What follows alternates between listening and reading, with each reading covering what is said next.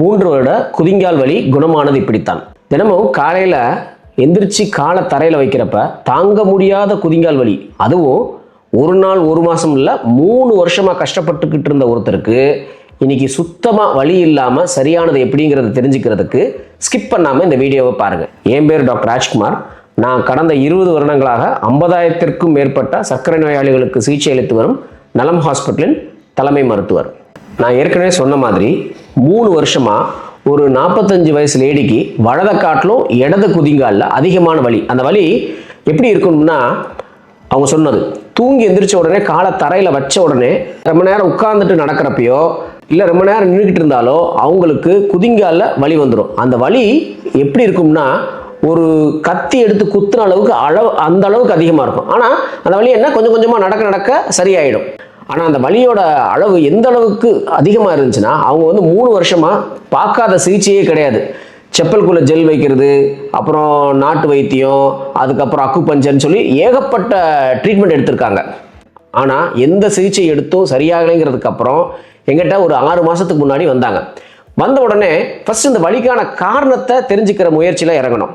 ஜென்ரலாக இது மாதிரி குதிங்கால் வலிக்கான காரணங்களை லிஸ்ட் பண்ணோம்னா முதல்ல வர்ற பிரச்சனை பேர் பிளான்டார் ஃபேஷியாயிட்டிஸ் அப்படின்னு சொல்லுவோம். அதுக்கப்புறம் உடல் எடை அதிகரிக்கிறது, பாத தசைகளில் பாதிப்பு, பாதத்தில் உள்ள எலும்புகளில் பாதிப்பு, கால் இரத்த ஓட்டத்தில் அடைப்பு போன்ற காரணங்கள் இருக்கலாம். நாங்கள் இந்த பேஷண்ட்டுக்கு என்ன காரணமாக இருக்கும் அப்படிங்கிறத தெரிஞ்சுக்கிறதுக்கு எவாலுவேட் பண்ண ஆரம்பித்தோம். எக்ஸ்ரேல குதிங்காலில் ஸ்பர் அப்படின்னு சொல்கிற ஒரு சின்ன எலும்பு வளர்ச்சி தெரிஞ்சிச்சு. நிறைய பேர் இந்த வலிக்கான காரணம், அதாவது குதிங்கால் வலிக்கான காரணம் இந்த ஸ்பர்ன்னு சொல்லுவாங்க. ஆனால் இந்த வலிக்கும் அந்த ஸ்பர்ருக்கும் ஜென்ரலாக ரிலேஷன்ஷிப் கிடையாது. மிச்ச டெஸ்ட் ரிப்போர்ட்டில் அவங்களுக்கு தைராய்டு பிரச்சனைகளோ, கால் எலும்பு தசைகள் பிரச்சனைகளோ, கால் இரத்த ஓட்ட பாதிப்போ எதுவுமே இல்லை, டயபெட்டிஸும் இல்லை. ஸோ எதுவுமே இல்லாத காரணத்தினால ஃபைனல் டயக்னோசிஸாக பிளான்டார் ஃபேஷியாயிட்டிஸ் அப்படிங்கிறத கன்ஃபார்ம் பண்ணோம். பிளான்டார் ஃபேஷியா அப்படிங்கிறது என்னன்னு பார்த்தீங்கன்னா, நம்ம காலோட குதிங்கால் பகுதியிலிருந்து முன்னங்கால் வரைக்கும் இருக்கக்கூடிய ஒரு தசை படலம். இதோட பேசிக் ஒர்க் என்னன்னா, அந்த காலோட ஆர்ச்னு சொல்லுவோம்ல, நம்ம காலை பார்த்தீங்கன்னா ஒரு வளைவாக இருக்கும் கீழே. இந்த ஆர்ச்சை மெயின்டைன் பண்ணுறதுக்கு இந்த பிளான்டார் ஃபேஷியா ரொம்ப முக்கியம். அது மட்டும் இல்லாமல் நம்ம உடம்போட ஷாக் அப்சர்வர்ங்கிறது இந்த பிளான்டார் ஃபேஷியா. நம்ம ஒரு கார் பைக்கில் போகிறோம், பள்ளம் மேடு நம்மளை பாதிக்காமல் இருக்கிறதுக்கு இந்த ஷாக் அப்சர்வர்ஸ் இருக்கும் கார்லையும் பைக்லையும். அதே மாதிரி நம்ம உடம்போட ஷாக் அப்சர்வர் இந்த பிளான்டார் ஃபேஷியா. ஸோ இந்த பிளான்டார் ஃபேஷியாங்கிற தசை படலத்தில் அதிக உடல் எடையோ, தப்பான செருப்பு, இல்லை அதிகமாக நடக்கிறது, ஓடுறது, ரொம்ப நேரம் நிற்கிறது போன்ற காரணங்களால் சின்ன சின்ன கீறல்கள் ஏற்படலாம். அந்த கீறல்களில் இரத்த கசிவு ஏற்படுறதுனால வர்ற பாதிப்பை தான் பிளான்டார் ஃபேஷியாயிட்டிஸ் அப்படின்னு சொல்லுவோம். இந்த பிளான்டார் ஃபேஷியாயிட்டிஸ் வலி எப்படி இருக்கும்னா, காலையில் தூங்கி எந்திரிச்சு காலை தரையில் வைக்கிறப்ப, இல்லை ரொம்ப நேரம் உட்கார்ந்துட்டு நடக்க ஆரம்பிக்கிறப்ப கால் குதிங்காலில் ஒரு கத்தியை வச்சு குத்துற அளவுக்கு அதிகமான வலி இருக்கும். ஆனால் இந்த வலி என்னென்னா, நடக்க அதாவது கொஞ்சம் எந்திரிச்சோ, உட்கார்ந்துட்டு எந்திரிச்சோ, இல்லை படுத்துட்டு எந்திரிச்சோ நடக்க கொஞ்சம் கொஞ்சமாக குறைஞ்சிடும். அதே நேரத்தில் இந்த வலி இருக்கிற சமயத்தில் அந்த குதிங்காலை தொட்டு பார்த்தீங்கன்னா அங்கேயுமே அதிகமான வலி தெரியும். இந்த பிரச்சனை உங்களுக்கு தற்போது இல்லைனாலும் என்னென்ன காரணங்களால் வரலாம் அப்படின்னு பார்த்தா, முக்கியமான காரணம் உடல் எடை அதிகரித்தல். அதுக்கப்புறம் பாதத்தோட ஆர்ச்னு சொன்னோம்ல, பாதத்தோட கீழே இருக்கக்கூடிய அந்த வளைவு, இந்த வளைவு அதிகமாக இருந்தாலோ ஹை ஆர்ச்னு சொல்லுவோம், இல்லை அந்த வளைவு இல்லாமல் தட்டப்பாதம் ஃப்ளாட் ஃபுட் அப்படின்னு சொன்னாலோ இந்த காரணங்களாலையும் இந்த பாதிப்பு வரலாம். அதே மாதிரி நம்ம காலோட பின்னன் சதைகள் டைட்டாக இருந்தாலும் இந்த பிரச்சனை ஏற்படலாம். ரொம்ப நேரம் நின்று வேலை செய்கிறவங்க, குறிப்பாக பஸ் கண்டக்டர்ஸு, கடையில் வேலை செய்கிறவங்க, டீ மாஸ்டர்ஸ், இவங்களுக்கும் இந்த பிரச்சனை ஏற்படலாம். அதுக்கப்புறம் காலில் செருப்பு போடாமல் நடந்தாலும் வரலாம். காலணி அழகாக இருக்குங்கிறதுக்காக ரொம்ப ஹை ஹீல்ஸையோ இல்லை ஃப்ளாட்டாக செப்பல் வாங்கி யூஸ் பண்ணிங்கனாலுமே இந்த பிளான்டார் ஃபேஷியாயிட்டிஸ் ஏற்படலாம். சில பேர் திடீர்னு பார்த்தீங்கன்னா நடந்துகிட்டே இருப்பாங்க, ஓட ஆரம்பிப்பாங்க. இவங்களுக்கும் இந்த சின்ன சின்ன ரத்த கசிவுகள் பாதிப்புகள் வரதுனாலையும் இந்த பிளான்டார் ஃபேஷியாயிட்டிஸ்ங்கிற பிரச்சனை வரலாம். உங்களுக்கோ உங்களுக்கு தெரிஞ்சவங்களுக்கோ இது மாதிரி குதிங்கால் வலி இருந்துச்சுன்னா இதை பற்றியான உங்களுடைய சந்தேகங்களை கீழே இருக்கிற கமெண்ட் பாக்ஸில் கமெண்ட் பண்ணுங்கள். அதை தீர்த்து வைக்கிறதுக்கு நாங்கள் ரெடியாக இருக்கோம். சரி, அடுத்து இந்த 45 வயசு லேடிக்கு இந்த குதிங்கால் வலியை எப்படி சரி செஞ்சோம் அப்படிங்கிறத பார்ப்போம். இந்த பிளான்டார் ஃபேஷியாயிட்டிஸ் அப்படிங்கிறத ஊர்ஜிதப்படுத்தின பிறகு அந்த பேஷண்ட்டோடைய உடல் ரீதியான பிரச்சனைகள் என்னன்னு பார்க்குறப்ப அவங்களுக்கு உயரத்தை காட்டிலும் எடை கொஞ்சம் அதிகமாக இருந்துச்சு. ஸோ இந்த எடையை குறைக்கிறதுக்கு அவங்களுக்கு சரியான உணவு முறை, உடற்பயிற்சி, நல்ல தூக்கம் இதெல்லாம் அட்வைஸ் பண்ணோம். அதை வந்து ஸ்ட்ரிக்டாக ஃபாலோ பண்ண வச்சோம். இது செஞ்சதுக்கப்புறம் 2 வாரத்தில் அவங்க எடை கொஞ்சம் குறைஞ்சாங்க. அதுக்கப்புறம் கரெக்டான காலனி, இது வந்து ரொம்ப ஒரு முக்கியமான ஒரு விஷயம். கரெக்டான காலனி எப்படி இருக்கணும் அப்படின்னு கேட்டிங்கன்னா, அந்த காலனி நம்ம காலை பாதுகாக்கணும், ஆனால் காலுக்கு பாரம் இல்லாமல் நம்ம காலோட ஒரு அங்கமாகவே மாறி இருக்கணும். இதுதான் வந்து ஒரு முக்கியமான விஷயம். காலனி எந்த சமயத்தில் வாங்கணும் அப்படின்னு கேட்டிங்கன்னா, சாயங்காலம் தான் வாங்கணும். ஏன்னா நம்ம ஒரு நாள் நடக்கிறப்ப நிற்கிறப்ப நம்ம கால் வந்து கொஞ்சம் வீக்கமாயிரும். ஸோ வீக்கமாகறப்ப என்ன ஆகுது, கால் வந்து ஒரு சைஸ் பெருசாயிரும். ஸோ அப்போ சாயங்காலம் ஒரு காலனி வாங்கினா ஒரு சைஸ் பெருசாக வாங்குவீங்க, பகல் பொழுதுல வாங்கினீங்கன்னா ஒரு சைஸ் சிறுசாக வாங்குவீங்க.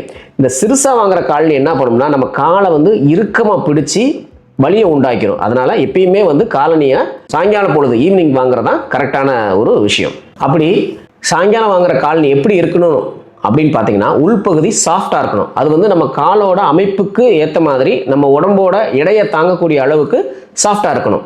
நம்ம சாதாரணமாக யூஸ் பண்ணுவோம் ஹவாய் செப்பல்னு சொல்லுவோம். பார்த்தீங்கன்னா மேலே ஒயிட்டாகவும் கீழே ப்ளூவாகவும் இருக்கும், அது நடுவில் ஒரு குச்சி இருக்கும். அந்த செப்பல் என்ன பண்ணுவோம்னா, அது போட்ட பிறகு நம்மளுடைய பெருவரலுக்கும் அடுத்த வரலுக்கு நடுவில் இருக்க அந்த இடத்துல போய் அந்த குச்சி மாட்டி நிற்கும். அந்த செப்பலை வந்து நீங்கள் ஒரு நாள் ஃபுல்லாக யூஸ் பண்ணிங்கன்னா எப்படி யூஸ் பண்ணுவீங்கன்னா, அந்த செப்பல் உங்கள் காலில் இருக்கக்கூடிய தசைகளை வச்சு அந்த செப்பலை வந்து இழுத்து பிடிச்சிக்கிட்டே இருப்பீங்க. நீங்கள் ஒரு அப்படி யூஸ் பண்ணுற ஒரு செருப்பை சும்மா விட்டு பாருங்களேன், உங்கள் காலை விட்டு கலண்டு வெளியே போயிடும்.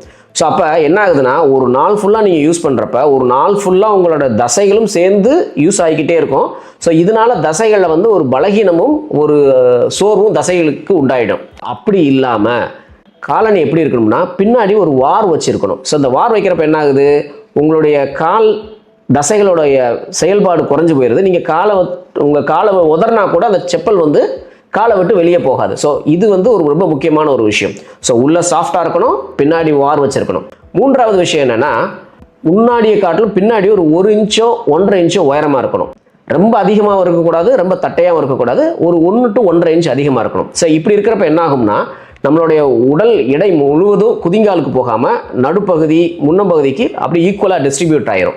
ஸோ இதனால் காலில் வந்து அதிக அழுத்தம் பாதிப்புகள் வராமல் தடுத்துடலாம். இது மாதிரி சிறப்பு காலனிகளுக்காக நம்ம ஹாஸ்பிட்டலில் பாதம்னு ஒரு ஸ்பெஷாலிட்டி யூனிட் இருக்குது. இங்கே என்ன செய்கிறோம்னா, ஒரு 7 வகையான பரிசோதனைகள்.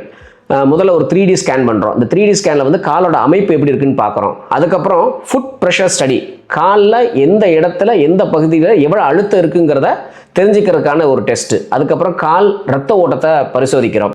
அப்புறம் காலோட நரம்புகள் ஸ்பெசிஃபிக்காக பார்த்தீங்கன்னா அதிர்வு உணர்வும் தொடு உணர்வும் எப்படிங்கிறத தெரிஞ்சுக்கிறோம். அதுக்கப்புறம் நம்மளுடைய நடைமுறை, அதாவது எப்படின்னா அந்த கெயிட் அனலைசிஸ்ன்னு சொல்லுவாங்க, அதை வந்து ஒரு வீடியோ எடுத்து அது கரெக்டாக இருக்கான்னு பார்க்குறோம். அதுக்கப்புறம் நடக்கிறப்ப நம்ம தண்டுவடை வந்து பாடியோட அலைன் ஆயிருக்கா அப்படிங்கிறதையும் பரிசோதிக்கிறோம். ஸோ இந்த பரிசோதனை எல்லாம் செஞ்சதுக்கப்புறம் உங்கள் காலுக்குன்னு ஒரு பிரத்யேகமான ஒரு இன்சோலை வந்து டிசைன் பண்ணி தரோம். இந்த இன்சோலை வந்து உங்களுக்கு பிடிச்ச காலனியில் நீங்களே வந்து உள்ள ஃபிட் பண்ணி வச்சுக்கலாம். ஸோ நம்ம ஏற்கனவே சொன்ன மாதிரி கரெக்டான காலனியில் இது மாதிரி இன்சோல் டிசைன் பண்ணி வைக்கிறப்ப பர்ஃபெக்டாக உங்கள் பாடியில் இருக்கக்கூடிய வெயிட் வந்து காலுக்கு கரெக்டாக வந்து டிஸ்ட்ரிபியூட் ஆகிறனால பாத வலி, கால் முழங்கால் வலி, முதுகு வலி, கால் ஆணி, ஆறாத கால் புண், இதுக்கு எல்லாத்துக்கும் ஒரு தீர்வு கொடுக்க முடியுது. இதே மாதிரி நம்ம குதிங்கால் பேஷண்ட்டுக்கு என்ன பண்ணோம், அவங்களுக்கு இது மாதிரி ஒரு சிறப்பு காலனி கொடுத்தோம். அதுக்கப்புறம் அவங்களுடைய கால் தசைகளை ரிலாக்ஸ் பண்ணுறதுக்கு ஒரு 3 எக்ஸசைஸும், கால் தசைகளை பலப்படுத்துறதுக்கு ஸ்ட்ராங் ஆக்கிறதுக்கு ஒரு 3 எக்ஸசைஸும் தினம் செய்ய வச்சோம்.